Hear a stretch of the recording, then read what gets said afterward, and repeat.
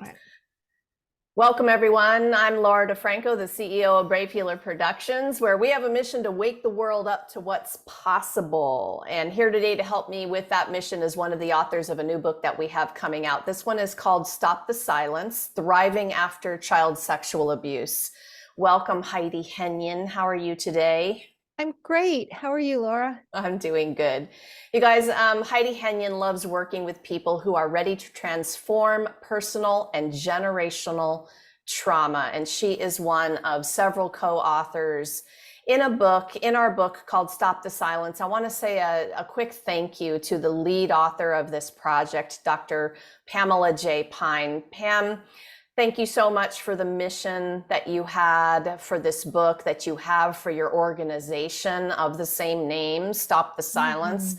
We wouldn't be here without you. And I'm just so honored and grateful to you for what you do and who you be in the world, and also for bringing together this stellar author cast. And you guys are about to meet one of them in Heidi. So Heidi, tell us a little bit about the chapter that you wrote. Okay. And thanks for having me on this and doing this interview. I really appreciate it. So I'm actually chapter 19, which is a fun number. And the chapter is called Breaking the Cycles. You Don't Have to Sell Your Soul to Have Money. And where it comes from, I was actually talking to Pamela. And she was saying, did you know that the majority of people, something like 80%, and there's research to show it, and I have a little quote in the book, but a really large number of people who have suffered from childhood sexual abuse, particularly, never master money. Mm. And it was really interesting because a couple of years ago, I was in the transformational coaching that I do. I also go to transformational coaches when limiting beliefs and stuff come up that are in my way.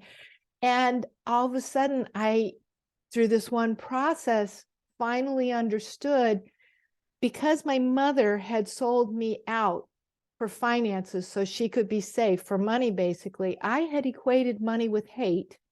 And then I had equated with, you have to sell your soul to have it. So I'm one of those people, I never had problem manifesting money when I needed it. I had a great career in corporate America, lots of money, traveled, all that kind of stuff. I could never hold on to it, and I was always in debt.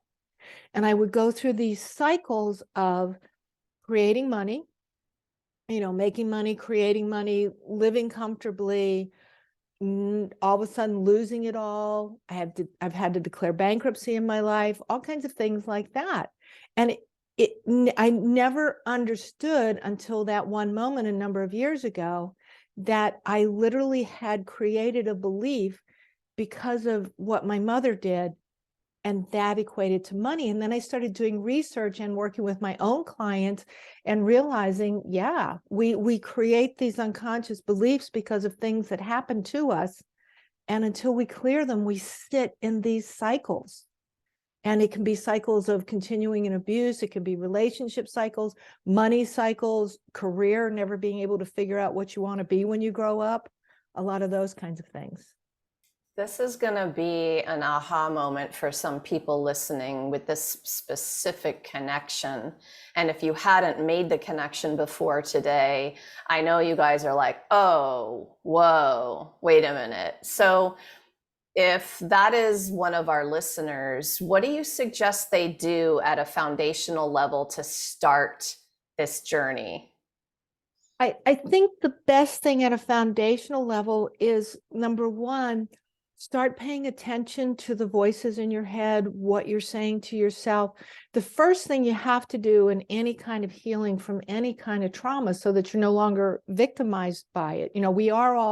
We do get victimized, but we don't have to become a victim. What happens though is we start getting the victim mentality. So very much, I think what we need to do is take a look at the voices in our head, become kinder to ourselves, more gentle with ourselves, and then take a look at the patterns in our life. One of the processes that I have for this is actually looking at a 7 to 9 year cycle. So where were you 7 years ago? What was going on in your life?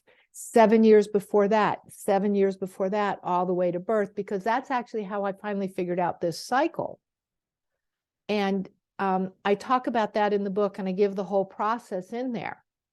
So once you're ready to take a look at what's going on, take a look at the cycle, particularly around money, literally how it's explained, just go through and look. Either every 7 to 9 years, you're repeating the same pattern.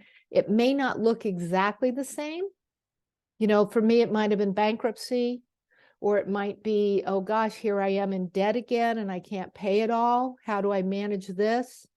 It also may be all of a sudden I've got all this money and I don't know what to do with it. But it's looking at those cycles and how they repeat through our life. And that's how we start figuring out what patterns have been created because of, you know, and that's when I did it, I went back and realized when I was first getting my first allowance and things like that, I would always give them away. And then all of a sudden I had this aha moment about my mom and how I equated money. Well, this is brilliant awareness. And, you know, for our listeners, this is what you're going to have is a toolkit full in this book of Yes. awareness practices and nuggets that will hopefully wake you up to some of the patterns. I love seeing patterns in myself, and I love that self-development journey. You mentioned victim mentality. You know, I've seen the terms victim, of course, survivor, thriver now. Is it important to you to stop using the victim label? What are your thoughts about the labels? The problem for me with labels is we then create a story about them and we let them define us. I could have gone through my life, you know, oh my God, I'm a victim. I had childhood sexual abuse. Therefore, I have this behavior. Therefore, this is going on. Or, you know, other things that have happened in my life. That's where I've taken the story. And it's so one thing I want to put here is I have total empathy, because trying to heal from this stuff can be one of the hardest things we do in our lives. I started a sober living community for women in 2015 down in Charlottesville, Virginia. And I remember every woman coming in telling them, yep, now you're sober. Now you start the hard work. Getting clean actually isn't hard. Changing your behavior so you don't have to be an addict, so you don't have to define yourself as a victim.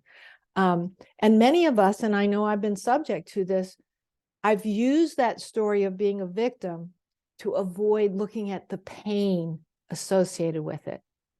Because it's hard. It's hard when you realize it's like, my parents didn't love me the way I should have. They didn't protect me. You know, I have a granddaughter now, and the thought of her not being fully protected is just beyond me. Same thing when I had my own daughter. It was actually when I had my daughter that I really, really decided I needed to break all the generational patterns that weren't good, because I didn't want her to have them. And now that I see my granddaughter is being brought up in an emotionally intelligent, very safe environment. And so that's the decision we have to make, because it's actually the anticipation of doing the work and the potential pain and the hurt and the feelings that is scarier than actually going into it. Agreed. And you all can move through that kind of fear on to the other side into healing. You know, in this book, and I know you also, Heidi, take a holistic approach to trauma healing. Why is that holistic approach important? I know this is a big question, but for you personally. I think for me, the reason it's so important and the reason I work with my clients in that holistic manner is because we are a whole being.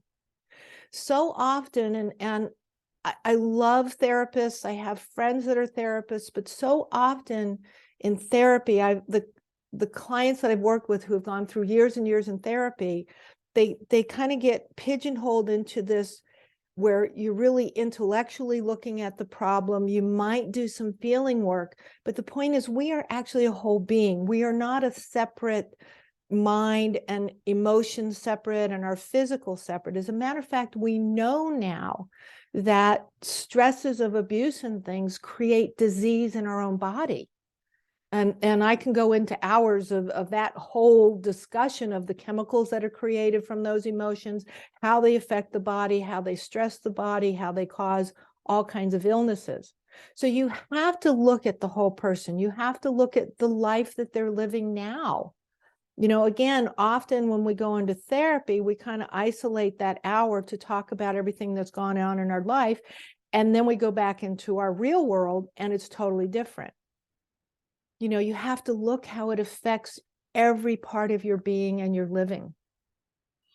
So I know part of the holistic way you go about your own healing and also helping others is your community. And to me, community has been the difference between success and failure in a lot of ways: healing, business, all of the things.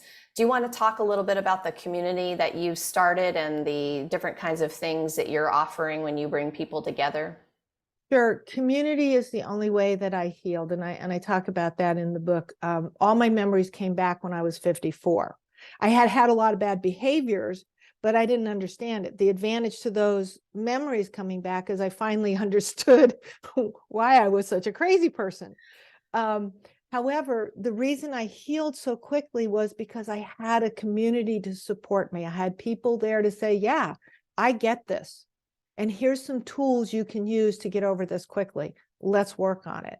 And so I actually inherited my parents' farm and are turning it into a retreat center. So I have, for example, once a month, I have Reset Saturday where women can come spend a whole day. We do movement. I'm a body practitioner as well as an NLP coach. So we do movement and then we learn a practice that can help us move through something like, for example, last time we did truth diving. So that's one way in which I do it. I'm starting to build an online community. I'm just in the beginning process of that, where people can connect with each other and say, hey, what's going on? How do we support each other? I think those are probably the two main ways now. Plus speaking, I'm speaking at some conferences on trauma and abuse and I work primarily with women, although I have worked with some men too. Truth diving. Let's go. It's actually, the first time when I learned this, I thought, oh my God, this is so scary. We're going to truth dive. It was the funnest thing. And it's a way to very quickly, especially when you have resistance about something, and it can be used in any way. It can certainly be used for the more serious stuff that we're talking about, but it can also be used for, you're having trouble, you need to call a person, but you're for some reason have real resistance to calling them. You can call up a friend and do a truth dive in 3 minutes, and all of a sudden you'll get at the core of why you don't want to do that. Then you can decide to change it or not, but you get a lot of insight very quickly. It's one of my favorite tools to teach people. I'm glad I asked. I'm glad you explained that. Heidi Henyon, thank you so much. Thanks for saying yes to this project.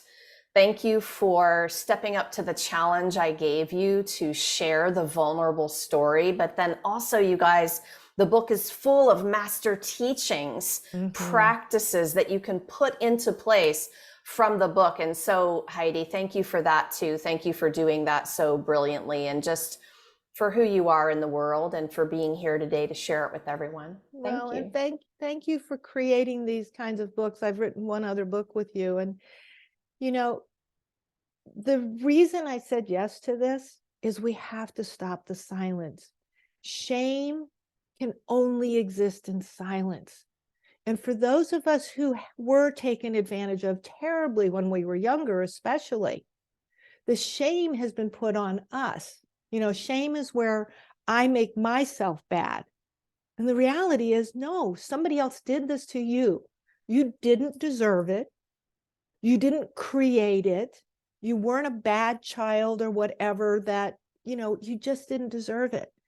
And until we really bring this conversation out, I bring up this conversation in some of the most uncomfortable places where people are like, I'm at a cocktail party.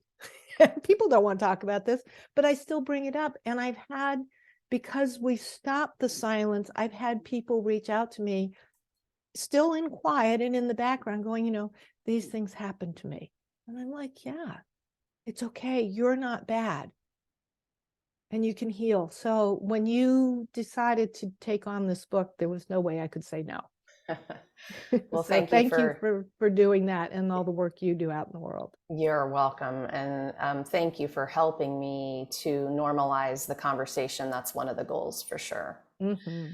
So you guys, if something that Heidi said today just sparks a little something in you, scroll on down to the show notes because she's there hooked up with her website and she is up to some amazing things in the world. And these are so much more than books. They are a community of people who really care and want to support you. So Heidi and all of our authors are very generously there to help you take a next step in your own truth dive, right? And your own stopping the silence. So please go look her up and explore. And remember to join us for our book launch party. That's going to be on March 10th. 10 to 11 Eastern. I'm going to be with all of the Stop the Silence authors, and we're going to be doing some giveaways and some fun things. You're going to find the link below for that as well. And if you happen to be listening to this interview anytime around that March 10th date, well, hop over to Amazon because it means the book is ready for your purchase. And lastly today, everyone, remember, your words change the world when you're brave enough to share them. So it is time to be brave. See you next time, everyone. Thank you, Heidi. Bye-bye. Thanks.